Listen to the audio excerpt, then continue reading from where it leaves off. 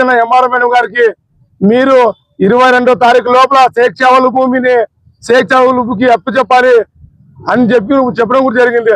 అయినప్పుడు కూడా ఆర్డీఓ మాటను కూడా తొంగలో తొక్కుతూ నేనే రాజు నేనే మంత్రి అన్నట్టు గార్లదిన్నకి ఎంఆర్ఓ వ్యవహరిస్తున్నటువంటి తీరు పైన కూడా జేబీఎం భారత తీవ్రంగా ఖండిస్తున్నాం.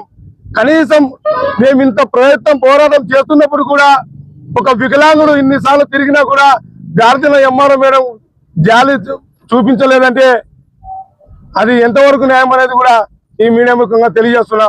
ఇప్పటికైనా సంబంధిత జిల్లా కలెక్టర్ గారు వెంటనే ఎవరైతే గత 2 సంవత్సరాల నుంచి గార్లదిన్న ఎంఆర్ఓ మేడం బాధ్యత తీసుకున్నప్పటి నుంచి అనేక మంది రైతులు లబోదిమో అనిపిస్తా ఉంది. అక్కడ ఉన్నటువంటి సమస్యలన్నిటి కూడా మేము ఒక వీడియో రూపంలో తీయడం కూడా జరిగింది. కావున వెంటనే తక్షణమే జిల్లా కలెక్టర్ గారు స్పందించి శేక్షావలి విషయంలో